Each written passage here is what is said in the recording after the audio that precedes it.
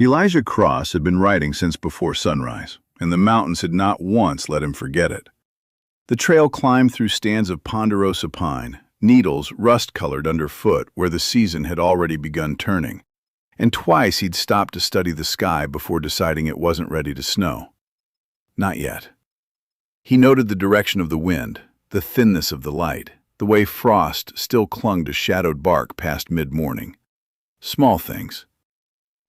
Things a man learned to read when he didn't have anyone left to read them for him. He was 24 years old and owned, by his own count, 1 horse, 1 rifle, a bedroll, a crate of tools, and $41 folded into a tobacco tin. It was not much to build a life on. It was, he reminded himself, more than he'd had the week the railroad let him go. More than he'd had most weeks since the fever took his mother in Ohio and left him, at 9, to learn the rest of growing up from strangers. His hand found the old chisel wrapped in cloth at the bottom of the crate, out of habit more than need. Measure twice, cut once. Lee Wen had said it so many times during their 2 years laying track together that Elijah still heard it in the other man's voice, dry and unhurried, even now, 3 states and 1 railroad job removed from ever hearing it in person again. The land office in town had given him a plot bordering 3 families already settled: the Aldens, the Boones, the Reyeses, and little else. No map worth trusting. No promise the soil was good. Just a direction to ride and a description of a creek he was meant to follow until the trees opened up. They opened up a little after noon. 3 homesteads sat scattered along the tree line below him, smoke rising thin and steady from each chimney, fence rails already dark with weather, a dog barking somewhere he couldn't see. Lived in. Settled. Everything his own claim, somewhere past that ridge, was not. Elijah sat the horse a moment longer than he needed to. Whether this was a beginning or only another stop before the next one, he couldn't yet say. But he nudged the horse forward anyway, because a man with $41 and no one waiting on him didn't get to wait for certainty before he moved. The 4 claims met at a single stake driven into the earth, a plain wooden post, notched by a surveyor's hand, marking the one point where all their futures touched without overlapping. Elijah rode past it slowly, close enough to read the carved numbers, then reined the horse toward the empty corner of the square. His corner. Waist-high grass, a stand of young pine, and nothing else. A dog barked before anyone called out. By the time Elijah dismounted, 3 adults had already gathered near the Alden cabin, watching him with the particular stillness of people deciding what to make of a stranger before he'd said a word. "You're the railroad man," the older one said. Boone, though Elijah didn't know the name yet. Not a question. "Was," Elijah said. "Ain't anymore." Nobody answered that. A woman shifted a child onto her hip. A man near the fence, Reyes, though again the name would come later, looked past Elijah toward the empty land behind him, then back, as if measuring the distance between the two and finding it wanting. It was Mr. Alden who finally stepped forward, offered a hand, and said the others would come around once they saw he meant to stay through winter and not just through the asking. Elijah shook it and didn't argue the point. There wasn't one to make, yet. Words were cheap on land like this. Everyone standing there had learned that the hard way, some more recently than others. He spent the first 3 days walking his own 160 acres before he cut a single tree. It was a habit Lee Wen had drilled into him somewhere outside Reno, the summer they'd shared a bunk car and a length of track neither of them had chosen. "You don't know the wood till you've stood in it a while," Lee Wen used to say, usually while Elijah was already reaching for the axe. "Ground tells you where the water goes. Trees tell you where the wind comes from. Rush that, and you'll spend your whole life fixing what you built in a hurry." Elijah had thought it excessive advice for a man laying track 12 hours a day. He thought about it differently now, alone on land that would either hold him or break him, with no one left to ask if he was doing it right. By the 4th day he'd chosen his spot, a shallow rise above the creek, sheltered from the worst of the coming wind by a line of firs to the north. and started marking joints. Boone found him there on the 6th day, crouched over a post and beam corner with a folding rule and a stub of pencil, checking the same angle for the 3rd time. "You always this particular?" Boone asked. He'd come, he said, to see if the new man needed a hand. He stayed to watch instead, arms crossed, the offer apparently forgotten. "Half an inch off now," Elijah said, not looking up, "and it's a gap you're stuffing with rags in January." Boone made a sound that wasn't quite agreement. But he came back the next afternoon, and the one after that, and by the 2nd week he'd taken to leaning on the fence rail during the slow hour before supper, watching the frame rise joint by careful joint, saying less than he had the 1st day. Elijah noticed. He didn't remark on it. A man watching quietly was a man deciding something, and decisions rushed from the outside rarely held. The trouble at the Reyes place surfaced the same week, though Elijah heard of it secondhand. The well running thin earlier than it should, the creek already a good walk from their fence line. The kind of problem that didn't announce itself until the water did. He rode over on a pretext of borrowing a wedge for splitting rails, and while he was there mentioned, carefully, the way a man mentions something he doesn't want mistaken for charity, a method for keeping a garden bed watered on less than it seemed to need. Buried clay, unglazed, filled slow, and left to weep water into the roots instead of the air. Mrs. Reyes looked at him the way a person looks at a stranger offering directions to a place they never ask how to find. "We'll try it on the one bed," she said. "Not thank you." Not yet. Just that. The smallest door left open, and only because trying cost them nothing they hadn't already lost. It was the Kang that drew the most open doubt. Elijah built it into the north wall of his cabin through the last golden days of October, hauling stone from the creek bed, mixing what clay he could find with sand and ash, laying the channels the way Lee Wynn had once sketched in the dirt with a stick outside a work camp neither of them would ever see again. Smoke once the easy way up, same as water once down. Make the easy way long, and you keep what it's carrying. From the outside, to 3 families who'd never seen such a thing, it looked like a man burying half his house for no reason anyone could name. Boone called it peculiar. Reyes didn't call it anything, which was its own kind of judgment. Only Josie Alden came to ask why. She was 20, quiet in the way of someone who did more looking than talking, and she found reasons to pass by his half-built cabin more often than the path to her own place strictly required. Carrying water, checking a snare line, once with no reason at all beyond a bucket that didn't need filling nearly as often as she filled it. She didn't offer opinions on the stonework the way her father or Boone might have. She just watched, arms folded loosely, the way a person watches something they haven't decided is foolish yet. "What's it for?" she asked one evening, nodding at the low stone bench taking shape along his wall. "That a fireplace doesn't already do." Elijah straightened, wiped his hands on his trousers, and thought about how to answer that didn't sound like a man defending himself. "Ask me again once it's finished," he said. "Easier to show you than tell you." She didn't press. But she didn't leave right away either, and something in the way she looked at the half-laid stone, not doubtful exactly, just withholding judgment, told Elijah that whatever came of this winter, she at least meant to watch it happen before deciding what to think. Behind him, the framework of his cabin stood square and true against the graying sky, every joint checked twice, cut once. Ahead of him, 4 households and 1 long winter waited to find out which parts of what he knew were worth keeping, and which were only a stranger's habits, brought from somewhere else, that the mountains hadn't yet had the chance to test. The first frost came early and settled everything it touched. In the Reyes garden, the test bed held green a full week after the rest of the plot had gone brittle and gray. The buried clay jars doing their slow, quiet work beneath soil that looked, from a distance, no different from any other patch of dying vegetables.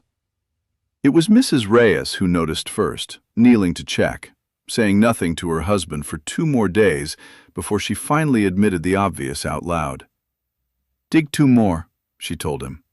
Not thanks, not praise, just the next necessary thing, said the way a person says it when they've decided something is worth doing and don't see the use in dressing it up. Elijah heard about it from Josie, who mentioned it the way she mentioned most things, plainly, without asking him to feel good about it. He didn't say much back.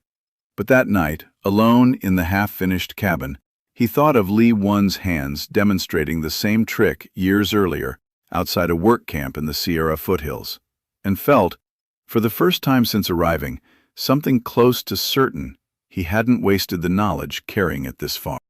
The snow came a week later, thin and early, the kind that melted by noon but left everyone counting their wood piles all the same.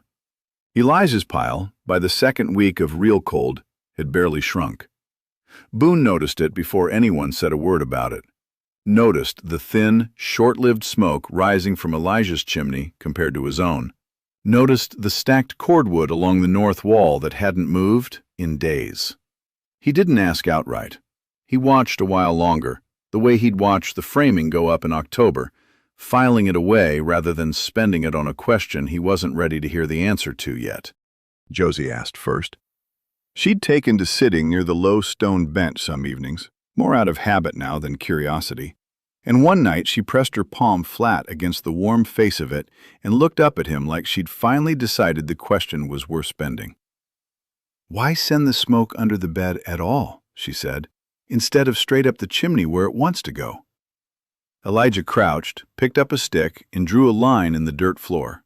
Straight up, then crossed it out, then drew a second line that bent and wound its way sideways before climbing.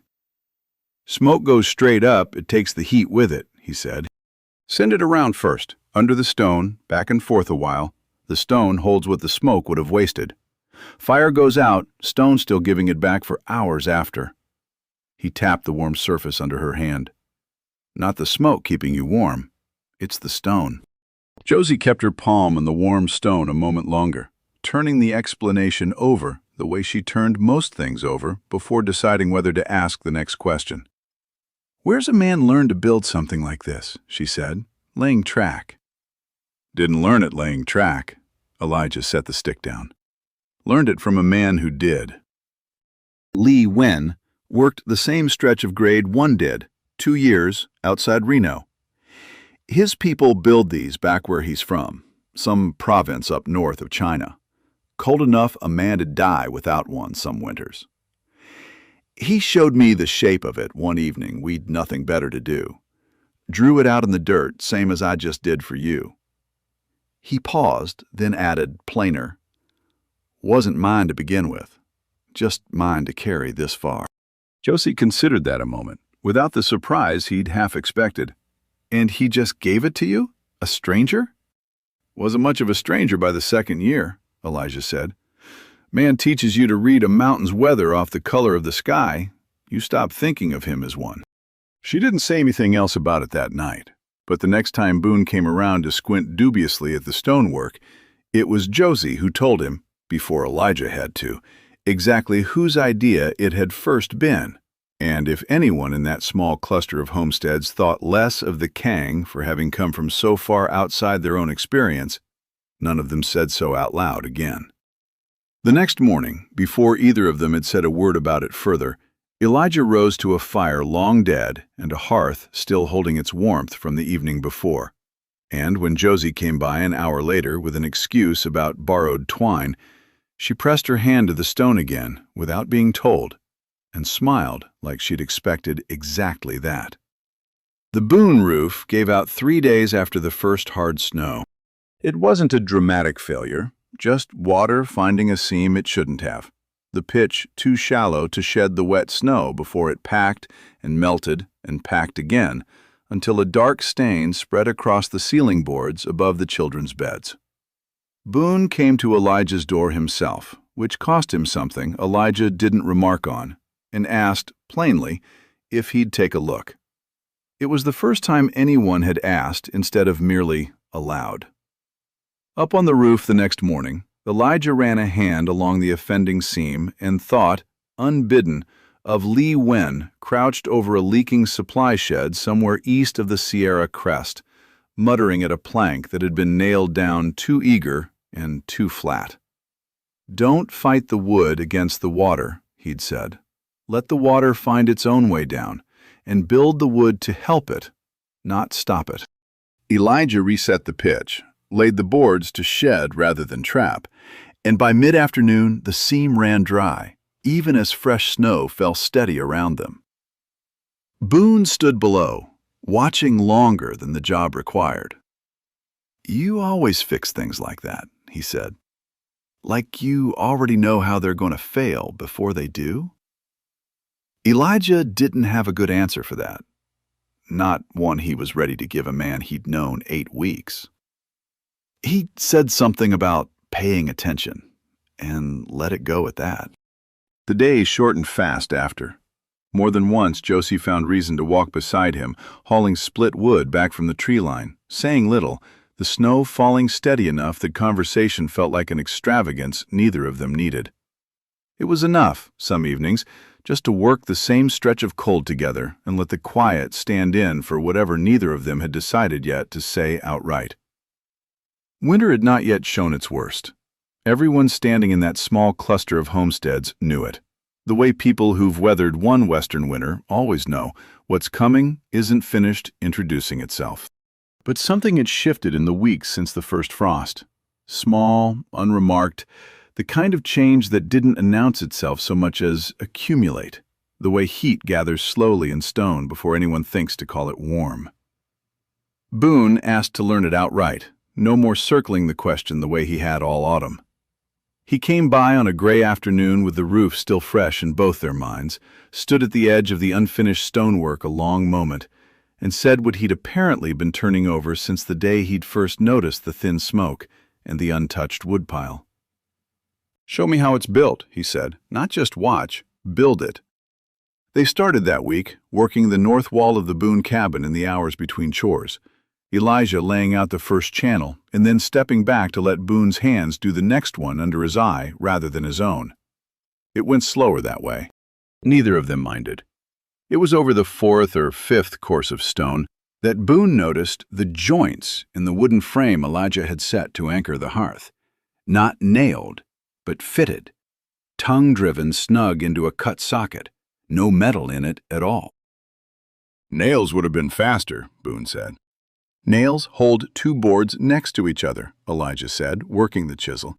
The same worn one, handled dark with years of other hands before his, into a fresh joint. "This makes them one piece." He set the tongue home with a single, unhurried strike, checked it with his thumb, found no give. "Nails are fine for a lot of things. Siding, fence rail, roof lath. But something's got to carry weight through a cold snap and a wet spring both. You want it holding itself together, not just held." Boone turned that over without answering, the way he turned most things over, and picked up his own chisel a little more carefully than he had a moment before.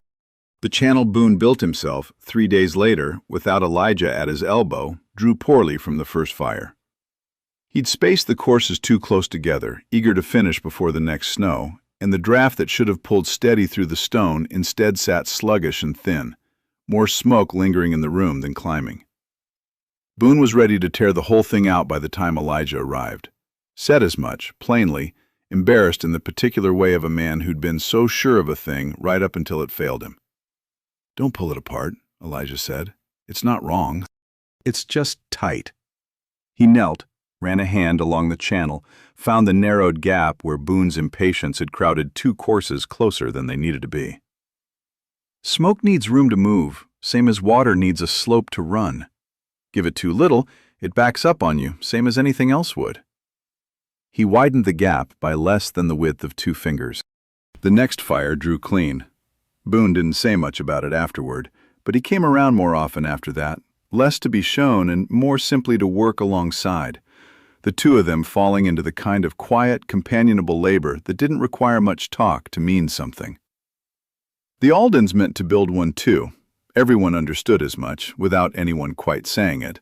Mentioned in passing over supper, put off a week for the last of the root cellar work, put off again for a sick calf that needed watching through 2 bad nights. Nobody pressed them on it. Winter left little room to press anyone on anything that wasn't already burning. The Reyes place was different, and Elijah understood why long before anyone explained it to him. He'd mentioned the Kang once, carefully, the way he'd learned to mention things to that household, and Mr. Reyes had looked at him with something that wasn't distrust so much as plain arithmetic. "We've not got the timber to fix the barn roof before calving," he said. "You want us pulling up a good floor to build something new besides?" He shook his head, not unkindly. "Maybe next year, if the timber holds out." It wasn't a door closed, it was a door that simply couldn't open yet. And Elijah, who understood better than most what it meant to measure every choice against what little you had left, didn't press it either. He kept his own counsel most evenings, the cabin quiet around him, the chisel returned to its cloth at the bottom of the crate more often now that the frame was finished and the tool had less daily work to do. Josie noticed, the way she noticed most things about him by then. Not the tool, but the man. She'd asked once, lightly, where he'd learned to build the way he did, and watched him give her half an answer before turning the conversation elsewhere, the way he always did whenever the questions came close enough to the years before the railroad, before any of this. She didn't push, but she remembered, filing it away the same patient way Boone had once filed away a woodpile that didn't shrink, waiting for whatever it was to surface on its own time rather than hers. By the deep middle of winter, 3 things were true that hadn't been true in October. Boone had a Kang of his own, imperfect and hard-won and working.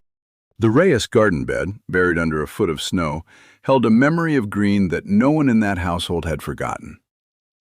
And Elijah Cross, who had ridden in alone with $41 and a stranger's habits, was no longer quite a stranger, not fully trusted, not yet, but no longer merely watched from a distance either. What none of them knew yet was how much all of it would be asked to prove before the winter let them go. The storm that finally tested everything came without the courtesy of warning. It arrived on the wind first, a shift Elijah felt before he saw it, the kind of change in the air Lee Wen had once taught him to read in the thinness of light and the direction smoke leaned before a fire was even lit. By nightfall, the wind had teeth. By the second morning, no one could see the tree line from their own front step, and the snow had stopped falling so much as it had simply stopped stopping. It was the 3rd day that broke the Reyes household's resolve. Their woodpile, never large to begin with, had gone thin fast against a cold that showed no sign of easing.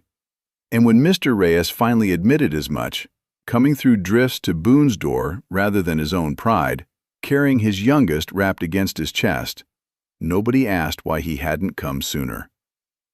The Aldens arrived not long after, their own half-built hearth cold and useless against a wind that found every gap in walls raised in haste the autumn before.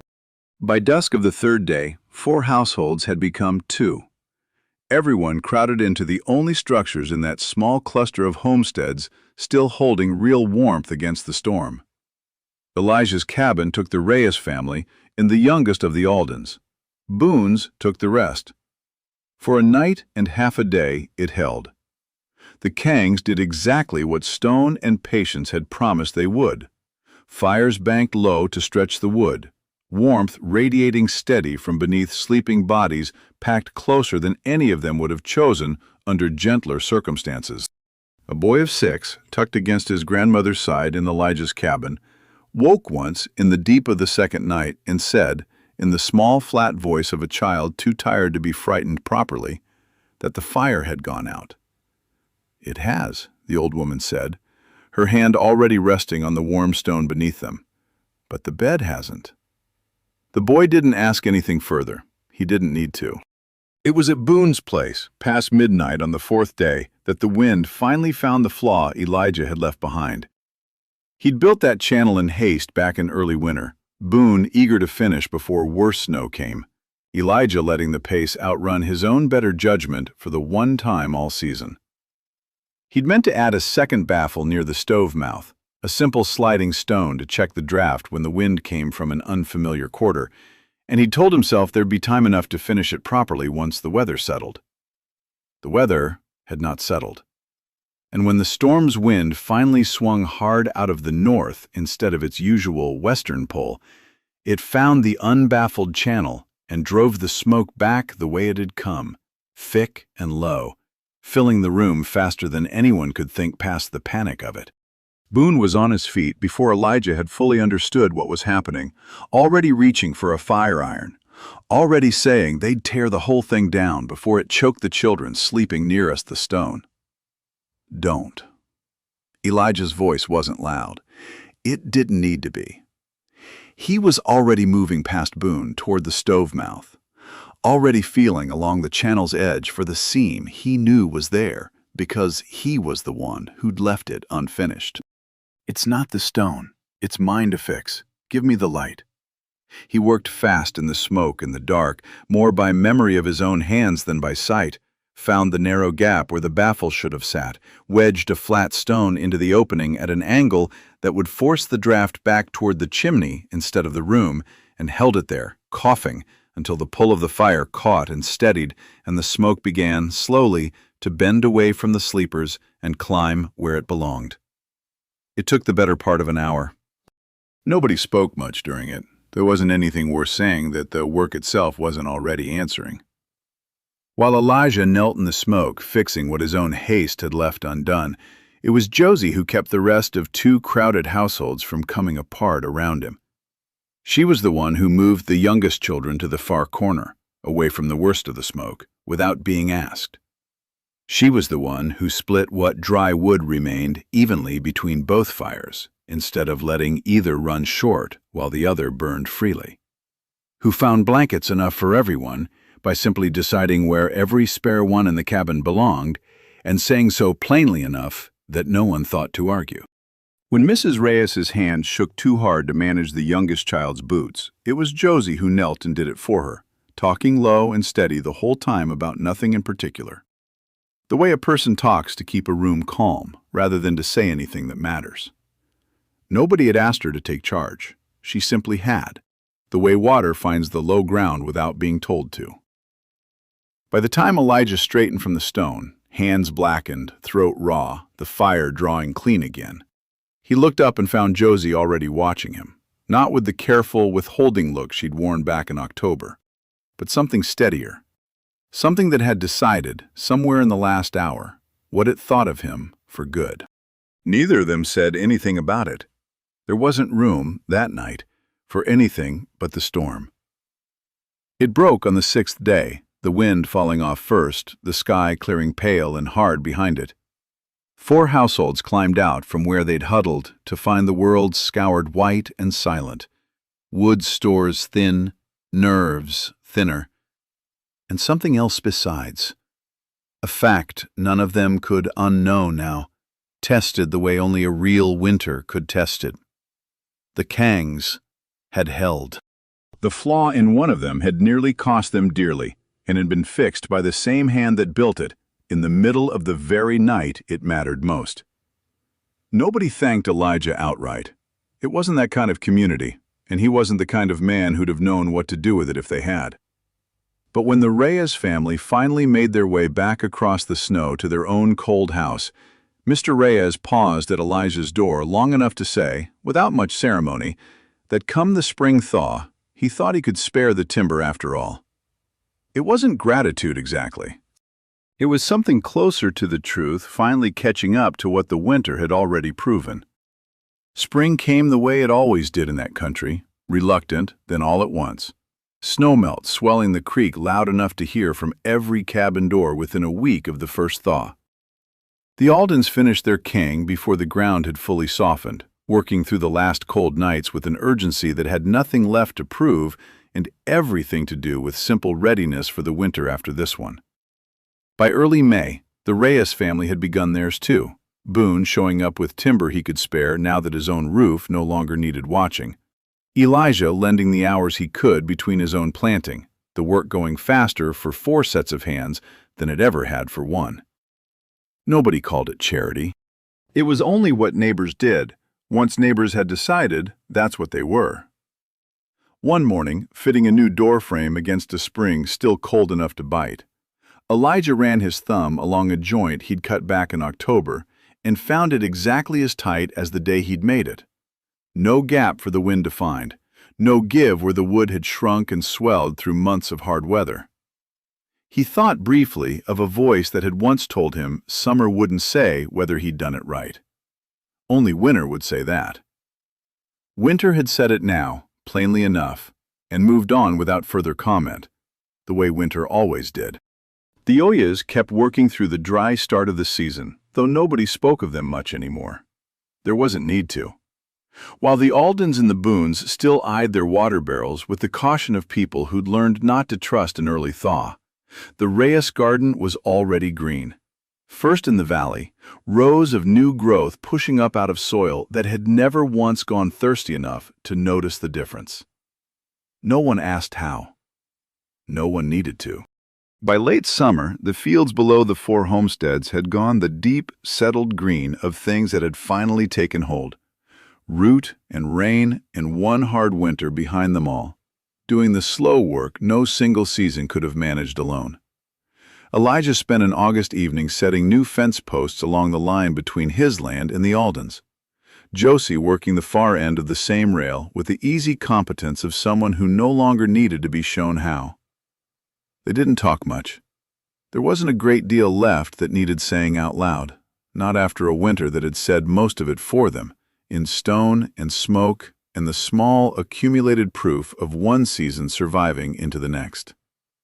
He straightened once to look back down the slope, at 4 cabins standing solid, where 4 had once stood raw and untested, at gardens that had outgrown their first uncertain rows, at smoke rising thin and ordinary from 4 chimneys instead of 2 crowded ones.